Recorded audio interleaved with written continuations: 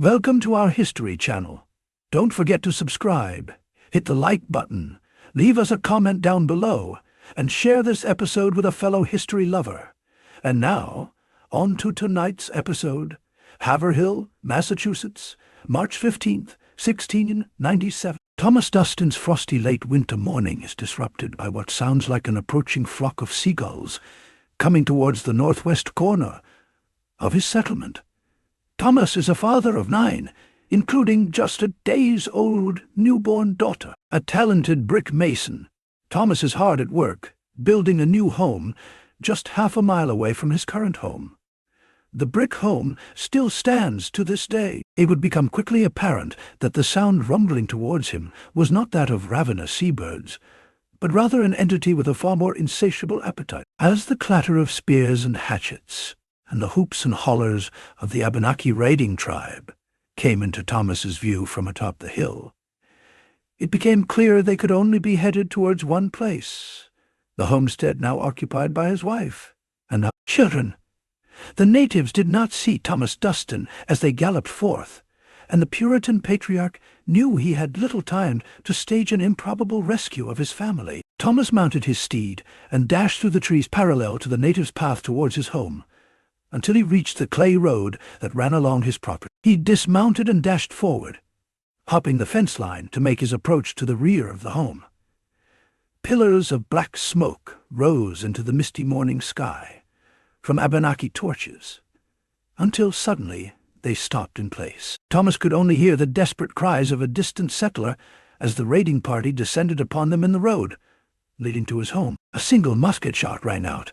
Then the air fell silent for an extended moment before the Abenaki howls ramped up once more. As Thomas dug in his heels and tugged antagonistically on the mane of his horse, he could see the Abenaki raiders come into his field of vision once more. They were on foot now, a half-dozen or so out front, heads half-shaven, faces and chests coated in streaks of war paint, some in loincloths, others stark naked, carrying an array of deadly weapons, including hatchets, lances, heavy knives, and a couple of French muskets.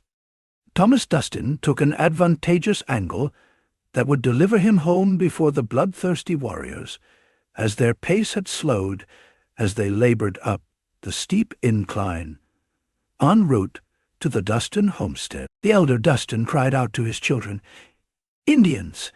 as they stood in frozen disbelief, staring down upon the screeching marauders now closing in upon them. The children hurried back towards the house. Thomas called out to his oldest children, Thomas Jr. and Elizabeth, to head for the neighboring marsh house, a garrison located a mile away up on Pecker's Hill. Thomas burst into his home and shouted again, "Indians!" The warmth of the fireplace could be felt as the flames danced shadows onto the walls of the room. In her bed lay his wife, Hannah, the 39-year-old matriarch of the Duston clan. She had been bedridden since the birth of her 12th child, and the 9th that had yet survived, just 1 week before. The infant's name is Martha. Hannah's nurse, Mary Neff, held the infant Martha in her hand. As she looked out the front window, her mouth agape at the image of the first warrior brandishing a French musket, making his way to the clearing just a few dozen yards away.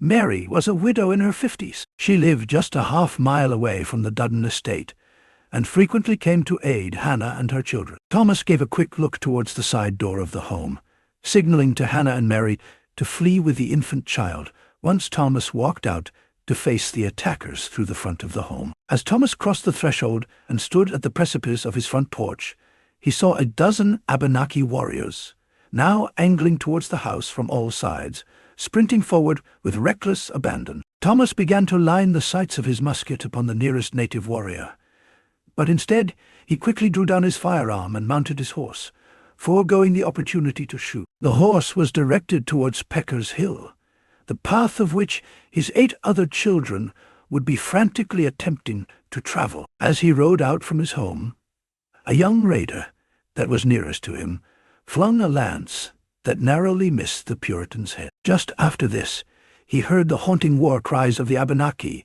as they entered his home from behind him, and he fought to keep his mind focused on his young children, struggling somewhere up the hill before him. Once he crossed into the tree line, Thomas peered back upon his home.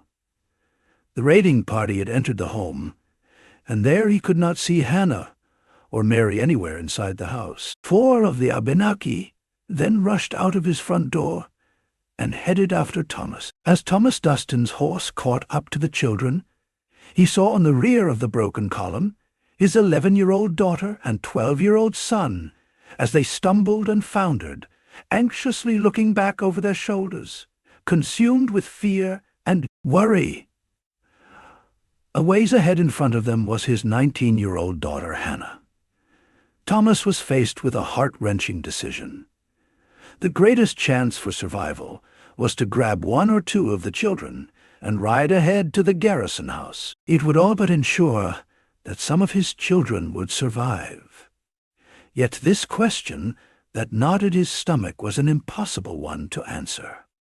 Which of his children would he choose to rescue from this murderous onslaught? The precious seconds ticked away, but in the mind of Thomas Duston it felt as though time was standing still. Then, at once, the decision had been made. He called to his eldest son, Thomas Jr., and ordered him to gather all of the children and head directly to the garrison house atop Pecker's Hill. Either he would save them all, or the Duston family would perish from the natural world together. While mounted upon his horse, Thomas Sr. scanned out upon the ground he had just covered for the approaching raiders. He clenched the paper end of a shot cartridge within his teeth, ready to reload as quickly as possible, and then, after cocking his musket, let out a holler and rode downhill into the fray. The first Abenaki appeared, running uphill towards Thomas Duston. The native raider dropped his musket as Duston rode directly towards him, and when the Abenaki attempted to leap from the path of the oncoming nag, Thomas kicked him in the head with a forceful blow. 2 more warriors raced forward up the hill, side by side, one with an axe, and the other a sharp pike. Thomas drew back snugly on the horse, then dismounted, favoring his shot with his feet planted stably on the ground. His sights honed in on the larger of the 2, and wary of drawing his fire, the native split apart, circling around him through the tree line. Thomas remounted and maneuvered his horse back up the hill, taking effort to place himself in between the advancing raiders and his children at all times. He kept the natives at bay as best he could, then rode uphill in search of his offspring. They were found just beneath the steepest pitch of the hill, the final stretch that led out into a clearing up to the garrison house. The youngest child, Jonathan, just a few years old, was falling behind.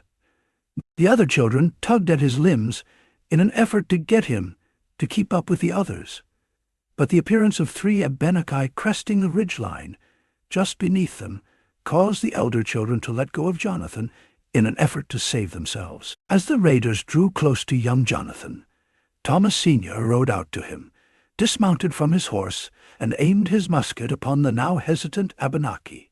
Militiamen appeared atop the garrison, with musket barrels aiming down upon the natives. Suddenly armed men burst through the front door of the hilltop fortification and stormed downhill toward the location of the standoff.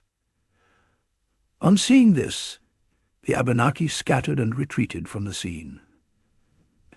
The Duston children arrived at the garrison's doorstep, exhausted yet relieved, and were carried safely into the imposing structure by its inhabitants. Thomas Duston had saved all 8 of his children that had fled out from his home that late winter morning, but the fate of his wife and his newborn daughter was still unknown. Just a quarter of a mile away, as Thomas Duston had breathed an uneasy sigh of relief at their miraculous retreat to the garrison house,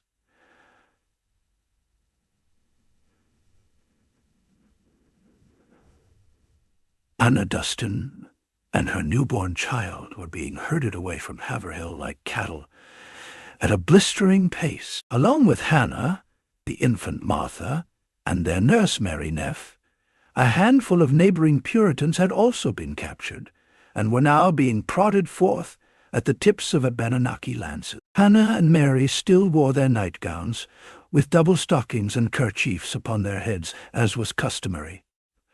Author Cotton Mather would recount the situation. About 19 or 20 captives now led these away, with about half a score of English captives, but ere they gone many steps, they dashed out the brains of the infant against a tree, and several of the other captives, as they began to tire and sad journey, were sent unto their long home.